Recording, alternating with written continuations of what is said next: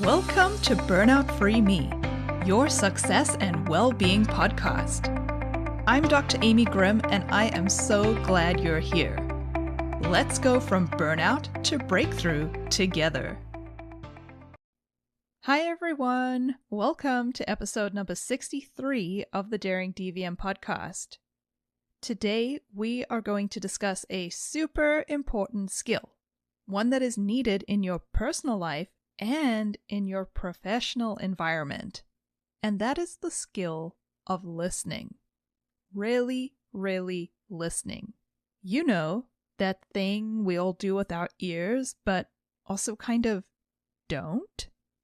So I heard somebody say, and I don't remember where I read this or who said it, but it really stuck with me. And that is, hearing is physiological, listening is a choice. I love this because it sums up this whole idea that we're walking around like these big human satellite dishes, picking up every single sound, every little stimulus, but that doesn't actually mean we're processing everything, right? Remember that whole nervous system thing that we've been diving into? Polyvagal theory is what we've been discussing. And when we talk about the nervous system and the different landscapes, this is really what we're referring to. Polyvagal theory is the framework through which we discuss team hyper, team hypo, and your regulated state of safety and resilience.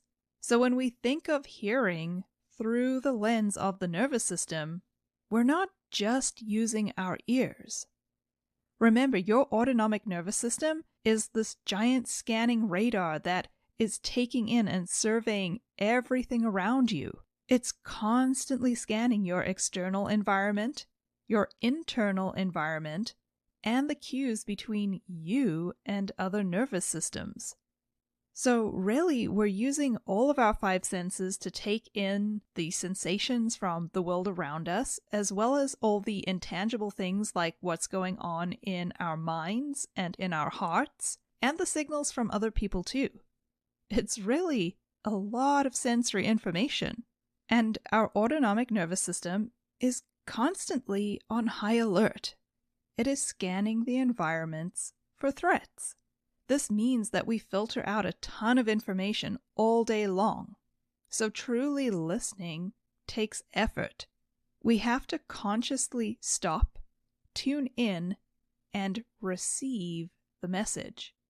And this is why the act and the art of listening is actually a choice.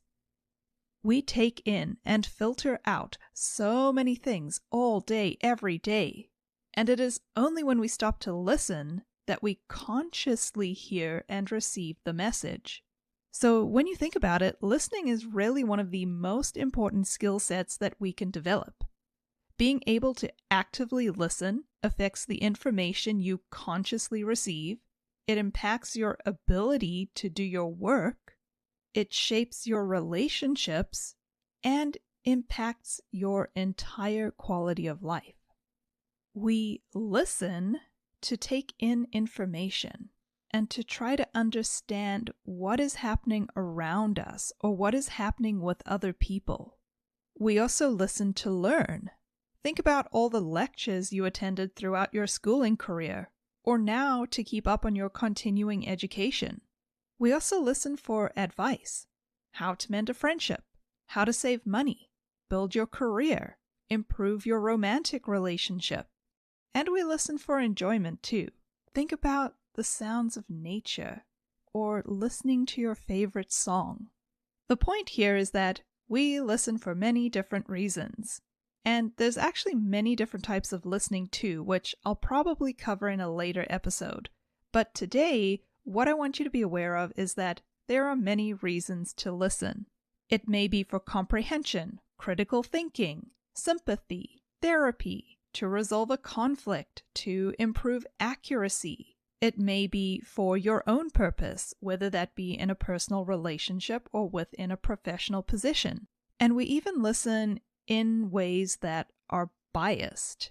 And to be honest, we're always going to have our own inherent biases, so it's very helpful for you to truly understand yourself and where you come from and why you do the things that you do, because this can help you shed light on your own implicit biases or privilege.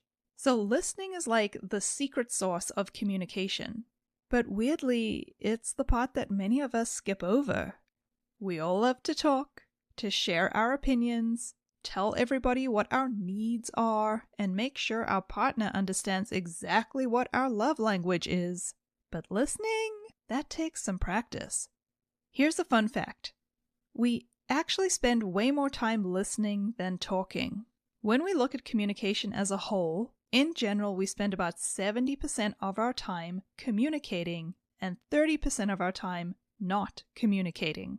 And of that 70% of communication, studies show that a whopping 45% of our communication time is dedicated to listening. That's almost half. We only spend about 30% of the time speaking, and the remainder of that is broken down into reading and even less time spent writing. I think on a logical level, a lot of us know that listening is important. Yet, despite this, many of us are still not really great listeners. In fact, most research suggests that we only remember between 25 to 50% of what we actually hear. So, when you think about having a conversation with your client and telling them about your medical recommendations for their pet, and then you find yourself wondering why the heck they're asking you the same questions over and over again, and then they're calling to get information which you already told them earlier, just remember that out of the 70% of their communication in their day, they're only spending about 45% of that actually listening, and out of that 45%, they are remembering 50% or less. So while this can seem very frustrating for us, it's not actually a phenomenon unique to the veterinary world. This happens all the time in other industries as well as in our personal relationships. And this is why I think developing compassion and grace is just so important. Because most of the time people aren't forgetting what you said to be spiteful. They just have a poor understanding and use of an extremely important skill set. So if listening comprises the majority of our communication, and it is essential for our understanding of the world and navigating our lives, why does it seem like such an underdeveloped skill for so many people? Maybe it's because listening requires us to be fully present, to step outside of ourselves, and to really connect with the other person. So, what are some of the top reasons we fail to do this? Number one, in my opinion, is having an agenda. Have you ever had a conversation where you're already formulating your response before the other person even finishes their sentence? Yeah, that's having an agenda.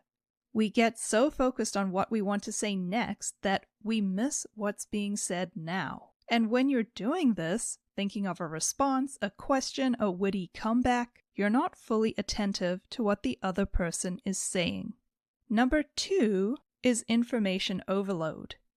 Sometimes it's not really our fault. Sometimes this can be from the speaker, who may have verbal diarrhea or is potentially very passionate about something and wants to tell you all the details, or maybe is someone who seems to go off on tangents or their mind wanders, or maybe the environment is a noisy nightmare. It's loud, it's distracting, there's just too much noise or too much stimulation. And there's also temperature. Maybe it's just too hot and uncomfortable, either in the environment or, if you're a woman of a certain age, potentially internally too. And speaking of internal information, maybe your internal world is having a meltdown. There's work drama, relationship woes, bills to pay, never-ending to-do list, you name it. All of a sudden, you're lost in your own thoughts and you miss the whole point of the conversation. Number three is judgment. Our own criticism can distract us. We get so caught up in judging the speaker instead of focusing on the message. It doesn't matter if the client has freshly done nails and hair and is carrying a designer purse and telling you all the reasons they cannot afford the diagnostics you're recommending. The key is in listening to what they are saying and not judging them based on their appearance or what you think their financial situation might look like and what you think they should do with their money, and getting distracted by your own thoughts. Reason number 4 is what I like to think of as being on an emotional roller coaster. And this is really when you're having difficulty regulating yourself. We all know that there are certain words or topics which can trigger an emotional response in us. And this hijacks our listening skills. We react automatically, unconsciously, and emotionally to particular words or ideas or cues or concepts from the speaker. These things that trigger these automatic reactions from our nervous system then activate our stress response and our fight or flight, which then makes listening a pretty difficult endeavor. And finally, the 5th category that I like to think of is just other distractions. Maybe you're in pain. Maybe you feel really ill. Maybe you're bored out of your mind. Or you could be just self-absorbed. For example, if you're someone who judges your own physical appearance or body size and shape, you may be thinking and worried about what you look like to the other person, which is also going to detract from you listening to them. Good listening is putting aside everything that has to do with you and focusing on everything that has to do with what the other person is saying. So I think those are some of the most common reasons why we don't listen as well as we should. Now, on the flip side, what makes for great listening? Well, to start, let's look at 4 main types of listening responses. Number 1 is when you're not really listening at all. You're just kind of ignoring what somebody is saying, or you're just zoned out. Number 2 is when you're pretending to listen, but you're not really listening. Like when someone is talking to you and you're just giving these mindless responses like, "Yup, sure, yeah, that's interesting, The 3rd type is selective listening, which is where you're listening but not really to everything. These are the situations you can run into where somebody says, "You only hear what you want to hear." It's kind of like you're selectively filtering. And finally, there is active listening, where you are really listening to the words and paying attention to the person and listening to the meaning behind the words in an attempt to really understand the speaker. This is also known as attentive listening or empathic listening. So the first 3 types, not really listening, pretending to listen, and selectively listening, are types of passive listening. And what that means is you may be listening to and hearing the words, but you're not very engaged, and you may even be completely distracted. And even in the cases where you are paying attention, you're not really listening to understand. You're most likely listening for your own personal agenda, whether that be to dismiss the person in the hopes that they shut up and go away, or whether it be you are trying to come up with some kind of retort or response. Whatever it is, you're not truly paying attention to what the person is saying, and specifically, you're not paying attention to the meaning, the message behind what they are trying to say. Active, attentive, empathic listening, on the other hand, is when you make a conscious effort to hear not only the words coming out of the other person's mouth, but more importantly, you are trying to understand the message that is being sent. What you're actually doing is practicing empathy. And you're trying to listen from the perspective of the speaker. You are purposefully, intentionally setting aside your own opinions, your own perspectives, your own judgment, and how you think things should be, and you're deliberately trying to understand how they perceive the world. Now, you can imagine that in order to do this, you actually have to pay very close attention to what the person is saying. You cannot allow yourself to become distracted or bored. You need to be in the present moment and acknowledge what the person is saying and show them that you are listening. This is not the same as just agreeing with what they're saying. Acknowledging what another person is expressing does not automatically mean that you approve it or condone it or agree with it. It just means that you're paying really close attention. Really listening to somebody is so much more than just hearing. It's so much more than just hearing the words they are saying. Actively listening to someone requires engagement of your full nervous system. You are taking in visual cues such as their body language and facial expressions and whether or not they're smiling or any gestures they make and the movement of their head. You're also taking in the tone and prosody of their voice. You're paying attention to whether they perceive that you are listening and whether or not you are reflecting back that you're listening with your own body language. This is why it requires you to be fully immersed and fully present in the moment. You're not listening to refute or judge or agree or disagree or to advise them or to solve a problem or to analyze something or to question them. It is about listening to understand. If you've ever read the book by Stephen Covey called The 7 Habits of Highly Effective People, this is exactly what he talks about. To be understood, you must first seek to understand.